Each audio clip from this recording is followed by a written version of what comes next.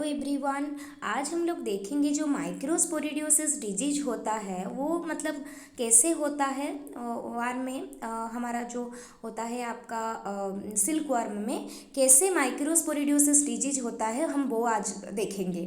और मोस्टली कैसा ये डिजीज़ होता है या फिर पैथोजेंस कैसे होते हैं उसका वीडियो आपको नेट में मिल जाएगा। ठीक है, तो ऐसा नहीं है कि वो नया चीज़ है, मैं आपको नया चीज़ पढ़ाने वाली हूँ, इसलिए उसमें मैं आपको जस्ट थोड़ा सा बता दूंगी कि उसमें क्या क्या मतलब पैथोजेनेसिस होता है, उसको डायग्नोसिस कैसे करते हैं, वो आपको वीडियो मिल जाएगा, उसमें कोई प्रॉब्लम नहीं है।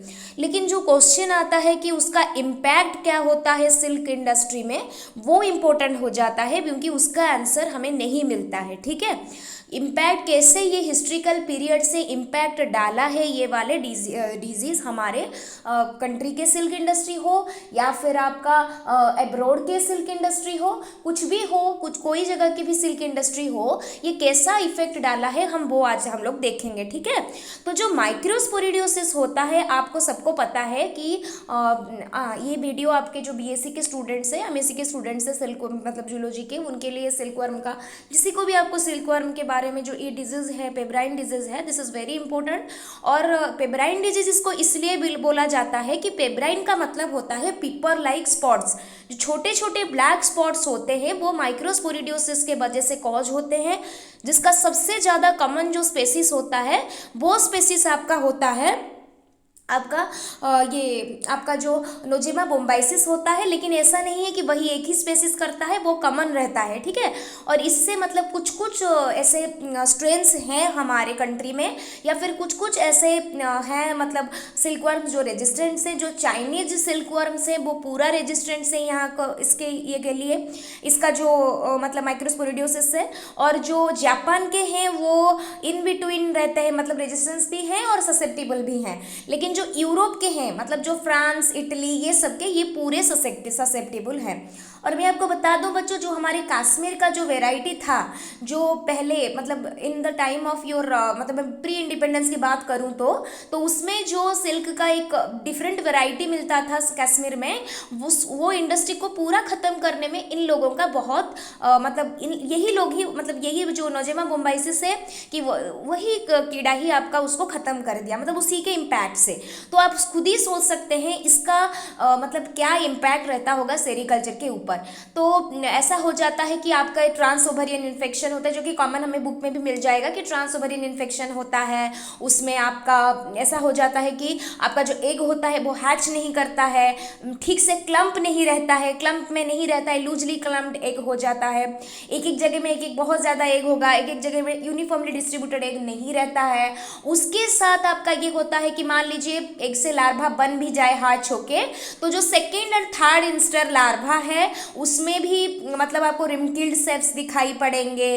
फोर्थ फिफ्थ में आपको तो पेब्राइन डिजीज है तो उसमें आपको पीपर लाइक ब्लैक स्पॉट्स, छोटे छोटे स्पॉट्स दिखाई पड़ेंगे। ठीक है, तो वही अभी हम लोग ये देखेंगे कि जो पेब्राइन डिजीज़ है, हाँ उसके बाद अगर आपका उससे प्यूपा बन जाए तो प्यूपा का तो आपको पता है उसी से ही हमारा सिल्क का जो आपका धागा होता है बनता है। सही से धागा नहीं बनता है, वो रिंकिल्ड सेप हो जाता है, ज़्यादा धागा हम लोग उससे नहीं मतलब येल्ड कर पाते हैं।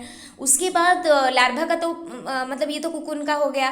फिर आपका जो मान लीजिए एडल्ट मॉथ को देख के आप कैसे पता करेंगे, उसके जो विंग्स होंगे वो रिंकिल होंगे, सही से डेवलप्ड नहीं होंगे और पेब्राइन स्पॉट्स मतलब आपका पीपर लाइक स्पॉट्स रहेगा।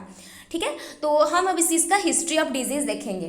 तो हम ये नॉर्मली हम लोगों को पता है कि हाँ ऑस इन्फेक्शन होता है, खाने से इन्फेक्शन हो सकता है, अगर स्पोर में लीफ इन्फेक्टेड है स्पोर से और वो जाके आपका उसका सिल्क ग्लैंड में रहता है तो इसीलिए सही से वो सिल्क सिक्रेशन नहीं कर पाता है और ऊपर से उसका डेवलपमेंट भी सही से नहीं हो पाता है। These are all the cause, hatchability decrease करवाता है, तो ये सब उसका इम्पैक्ट रहता है। लेकिन बात है कि कैसे इम्पैक्ट ये सिल्क इंडस्ट्री के ऊपर कैसा इम्पैक्ट डाल सकता है, हम उसका एक एग्जाम्पल देखेंगे। जब ये पहले फ्रांस में 1845 में साइंटिफिकली डिस्कवर्ड हुआ था, उससे पहले भी इसका आउटब्रेक हुआ था लेकिन वो साइंटिफिकली रिकॉर्डेड नहीं था, उससे 1845 में साइंटिफिकली रिकॉर्डेड किया गया इसको। तो साइंटिफिकली जब इसको रिकॉर्डेड किया गया ये 1845 में जो 26,000 टॉन्स का आपका था, यहाँ पे लिखा है, आप देख सकते हैं, मैं बोल रही हूँ वैसे ही, मैं आपके लिए जस्ट रेफरेंस के लिए यहाँ पे नोट्स डाली हूँ। तो 26,000 का जो टॉन्स का जो उत्पादन था आपका 1853 को, वो 4,000 टॉन्स में कन्वर्ट हो गया इन फ्रांस। तो खुद ही सोच सकते हैं कि कितना डाउन हो गया है उसका प्रोडक्शन, ठीक है। फिर सब्सिक्वेंटली धीरे धीरे करके ये epizootic Italian and France silk industry को पूरा खत्म कर दिया। और ये कंटेजियस डिजीज है, मतलब मान लीजिए कोई इन्फेक्टेड सिल्कवर्म है और वो मतलब उसके जो फिसिस है उसमें आपके स्पोर्स रहते हैं, तो वो दूसरे को इन्फेक्टेड करता है क्योंकि लीफ में वो फिसिस अपना देता रहता है, ठीक है। तो वही है, अभी सीरिया रोमानिया 1984 में ये सब स्पेन सीरिया रोमानिया सब जगह आपका स्प्रेड हुआ। उसके बाद बोल रहा है कि एक बहुत इंपॉर्टेंट हम लोग अभी देखेंगे कि fast report of occurrence disease जो हुआ था इंडिया का, वो हुआ था आपका 1866 को, जो कि एपिडेमिक लेवल में आउटब्रेक डिजीज हुआ था। लेकिन मैसूर का मतलब जो बोलते हैं उसका नसीब अच्छा था, इसीलिए वहाँ पे पूरा ख़त्म नहीं हुआ वो सिल्क इंडस्ट्री। लेकिन उसके बाद जब 1878 में कश्मीर में वही इन्फेक्शन हुआ, तो आउटब्रेक ऑफ दिस डिजीज के वजह से जो यूनिवोल्टाइन ब्रीड थे कश्मीर के, आपको पता है यूनिवोल्टाइन क्या होता है, बाईवोल्टाइन क्या होता है, जो एक ही बार कुकन रिप्रोडक्शन करता है ईयर में, उसको हम यूनिवोल्टाइन करते हैं, जो 2 बार एक देता है उसको हम बाईवोल्टाइन कहते हैं।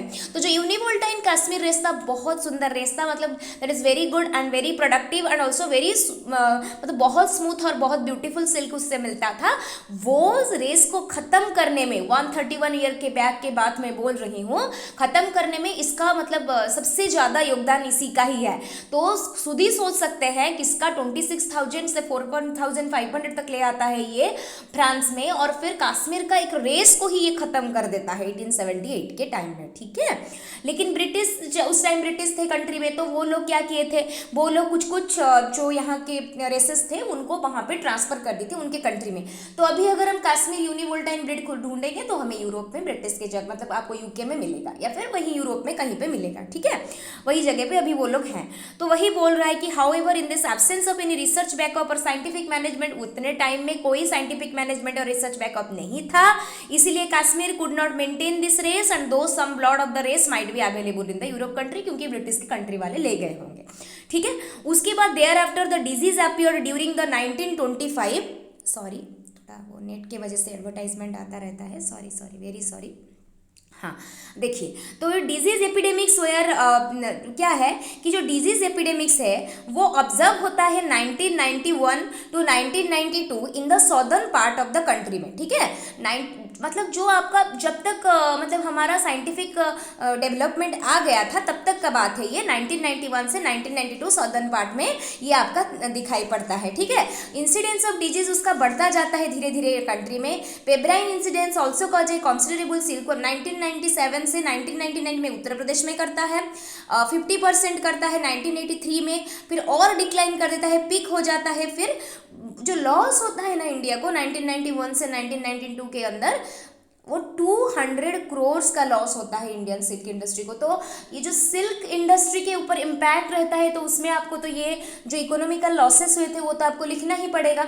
हम लोग क्या करते हैं, इकोनॉमिकल लॉसेस पूछे लेकिन हम डिजीज का कोर्स और उसका इन्फेक्शियस और उसका डायग्नोसिस लिख रहे हैं, तो that's not the wise way to answer, ठीक है। ये क्वेश्चन है कि इम्पैक्ट ऑफ द सेरिकल्चर के ऊपर, इंडस्ट्री के ऊपर पेब्राइन डिजीज का इम्पैक्ट आपको पूछ रहा है, तो आपको उसको एस्टिमेट करना है, ठीक है। तो जैसे 1845 में फ्रांस में हुआ, फिर कश्मीर में क्या प्रॉब्लम हुआ, फिर उत्तर प्रदेश में क्या प्रॉब्लम हुआ, फिर आपका जो 1991 से 1992 में क्या हुआ, उसमें आपका पूरा टोटल मतलब 200 करोड़ का लॉस उसने बियर करवाया।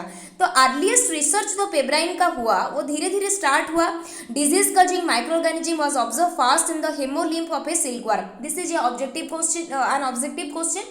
आप इसको एक्सपेक्ट कर सकते हैं कि कहाँ पे हुआ था, जो हेमोलिम्फ होता है उसका, उसमें सिल्कवर्म में ये पहले पाया गया था, हेमोलिम्फ में, सिल्कवर्म के हेमोलिम्फ में। हेमोलिम्फ मतलब आपका ब्लड जैसा ही होता है, लेकिन उन लोगों का तो ब्लड आरबीसी नहीं होता है, तो उन लोगों को हम हेमोलिम्फ बोलते हैं। Quatrefages coined the term pebrine because the appearance, मैंने आपको बोला था कि पीपल लाइक स्पॉट्स होता है, इसीलिए नागेली ऑफ जर्मनी ने वो डिजीज को प्रोटोजोन पैरासाइट की वजह से होता है बोल के उन्होंने बोला था। फ्रेंच माइक्रोबायोलॉजिस्ट थे पास्चर, उनकी बुक एटुडस सुर ला मालाडीज डिजर्वेसोए called the disease corpuscle disease made a detail study of the disease is transmitted through the trans ovarian transmission से होता है। ये बात आपके किसने बोला? ये बात आपका बोला पास्चर ने, जो बहुत इंपॉर्टेंट माइक्रोबायोलॉजिस्ट हैं, हम सबको पता है। उन्होंने बोला। फिर नागेली ने उसको प्रोटोजोन से हो रहा है बोला, लेकिन हेमाटोजॉइड और हेमोलिम्फ में किसने उसको ये किया? वो क्वाड्रिफेक थे, ठीक है। और उन्होंने पेब्राइन का नाम मतलब दिया, ठीक है। उसके बाद सिम्टम्स ऑफ द डिजीज क्या क्या रहते हैं इसमें? देखिए, सिम्टम ऑफ द डिजीज ये रहते हैं कि pebrine varies depending upon the stage of the life cycle, जो कि एग, लार्वा, प्यूपा, उसके ऊपर डिपेंड करके दूसरे दूसरे होते हैं, ठीक है। वो लिख रहा है कि कैसा आपका, जो मैंने आपको बताया कि all ages, stages, breeds and hybrids को ये अफेक्ट कर सकता है। एडवांस एज में कर सकता है। Sluggish and symptomless so symptoms like poor appetite, irregular moulting, वो सब रहता है। रिंकल्ड स्किन हो जाता है। हायर मॉइस्चर कंटेंट रहता है। और वही सब मैंने आपको जो बोला, मेलानोसिस हो जाता है। ब्लैक स्पॉट्स को मेलानोसिस बोलता है। Flabby and swollen skin, lustreless हो जाता है। Irregular moth emergence, clop doing, disordered antenna, improper mating, low fecundity, sometimes clumpy egg laying, accessory gland खराब हो जाता है फीमेल का। Easily coming off scales from the wings and abdomen, किसी के तो स्केल होता ही नहीं है, एब्डोमिनल स्केल, अगर होता भी है तो बहुत जल्दी हाथ लगाओ तो वो निकल आता है, ठीक है। और वो the accessory gland of the pebrinised moth are also infected and they became incapable of producing sufficient gluey substance that result in the production of loose egg which easily roll up the egg from the seeds, ठीक है, ठीक है। तो causative agent में 90th में नोजेमा बोम्बाइसिस पता चला कि यही कर रहा है। इसके बहुत सारे स्पेसिस हैं, ये देखिए बहुत सारे स्पेसिस हैं इसके, मतलब हमारा ये भी किया गया है, मतलब उसको सेरोटाइपिंग भी किया गया है। इसको आप अगर पूरा डिटेल में स्टडी करेंगे, दैट इज़ नॉट, मतलब बीएससी के व्यू से ये मैं नहीं सोचती हूँ कि शायद इसका पूरा वो इज इम्पोर्टेंट, ठीक है। तो कैरेक्टरिस्टिक्स क्या रहता है इसका? स्पोर में आप लोगों का स्ट्रक्चर देखेंगे स्पोर का, तो उसमें स्पोर का स्ट्रक्चर में आपका आ जाता है बायोलॉजिकल फीचर्स। अगर हम लोग देखेंगे on the basis of morphological and molecular feature, तो उसको हम लोगों ने क्लासीफाई किया है। उसका गोल्गी अपैरेटस है, उसका वैक्यूल है, 2 वैक्यूल है, एंटीरियर पोस्टीरियर वैक्यूल है, स्पर्म प्लाज्म है, न्यूक्लियस है उसमें, उसके पिक्चर जैसे नॉर्मल रहता है वैसा ही, ठीक है, नॉर्मल प्रोटोजोआ जैसा। Geographical reference first describe microsporidia nosema bombycis, जो कि रेफरेंस स्पेसिस था, जिससे ही नागेली ने उसको ये किया। फिर बाल्बियानी ने उसका फैमिली का नाम दिया। उसका लाइफ साइकिल अगर हम देखेंगे तो वो इंट्रासेलुलर साइकिल्स होता है उसका। The mature spore is Oval, Oval cylindrical, Brownian movement करता रहता है माइक्रोस्पोर में। वो आउटलाइन इज स्मूथ एंड आपका जो outline is smooth and the spores are heavier, ठीक है। And at bombycis infect silkworm both horizontally by injection of the spores and transmitted to progeny by the vertical means, ठीक है। The spore when swallowed by the silkworm through contaminated food, उससे आपका क्या होता है, वो germinate under the alkaline condition में, gut के होस्ट का जो जर्मिनेट होता है अल्कालाइन कंडीशन, उसमें वो जर्मिनेट कर जाता है। जर्मिनेट करने के बाद वो आपका धीरे धीरे जाके, वो तो जीआई का कर लिया, एलिमेंट्री कैनल में रहता है। फिर धीरे धीरे साइटोप्लाज्म ऑफ द होस्ट देके वो इन्वेड करता है इंटरसेलुलर लाइफ साइकिल में, और द प्लानोड में जो प्लानोड बनाता है उसका स्टेजेस रहता है। जैसे स्टेजेस रहता है, देखिए model of the spore germination हो गया, डॉर्मेंट स्पोर, फिर पोलर फिलामेंट दिखा रहा है, न्यूक्लियस देखिए उसका, फिर पोलर, हाँ आपका पोलरोप्लास्टैंड, पोलरोप्लास्ट बना रहा है, पोस्टीरियर वैक्यूल बना रहा है, कितना बड़ा वैक्यूल है लास्ट वाले में देखिए। तो ये सब उसका देखिए। ट्रांसमिशन एंड स्प्रेड ऐसे होता है कि वही ट्रांसओवेरियल ट्रांसमिशन होता है, एलिमेंट्री कैनल ट्रांसमिशन होता है, कोई इन्फेक्टेड लीफ खा रहा है, वो इस सबके में हो जाता है, ठीक है। Sources and stages of contamination, वही की प्यूपल, स्किन स्केल्स, एपिक्यूटल, कुकुन का सेल हो गया, कंटामिनेटेड रियरिंग बेड्स हो गया। तो ये सब अभी बहुत होस्ट का रेजिस्टेंस कम रहा है, उसका रेजिस्टेंस बढ़ रहा है पैथोजेन का, ठीक है। और ये मतलब ये थोड़ा ह्यूमन के लिए भी इंपॉर्टेंट हो जाता है माइक्रोस्पोरिडियम स्पेसिस, क्योंकि ये ह्यूमन में भी कुछ प्रॉब्लम्स कॉज करवाता है। उसका फ्यूचर स्ट्रैटेजी हम लोग उसके लिए क्या ले सकते हैं, ठीक है, वही कि उसको अच्छे से हम आइडेंटिफिकेशन करें, उसका और अच्छे से सेरोटाइपिंग करें, रिसर्च करें, मेडिसिन निकालें, उसके साथ प्रिवेंटिव में हम लोग बेड को साफ़ करें अच्छे से, उसको साफ लिप दे खाने के लिए, अच्छे एडल्ट्स हम लोग चूज़ करें। उसके बाद हम लोग हाइजीन मेंटेन करें, डेब्रिसेस को रिमूव करें, गंदे जगह से लिप ना लाएं हम लोग। तो these are some of the preventive measure जो हम लोग ले सकते हैं फॉर द ये डिजीज़ को बंद करने के लिए। तो मेरा ये था कि आप लोगों में बता सकूं कि ये कितना इम्पैक्ट करता है। पहला इम्पैक्ट तो आप लोगों ने फ्रांस में देखा, फिर इंडिया का इम्पैक्ट आप लिख सकते हैं। इन आपका कश्मीर का क्या इम्पैक्ट था, मैसूर में क्या, फिर यूपी में क्या इम्पैक्ट हुआ, फिर कितने का लॉस किया इसने। तो these are all the economical impact of the pebrine disease on the sericulture industry. ठीक है, उसके बाद अब थोड़ा सा वो डिजीज का डायग्नोसिस हो गया। हाँ, और एक हो गया कि उसका टेस्ट कैसे करते हैं। ठीक है, उसका टेस्ट के लिए बहुत सारे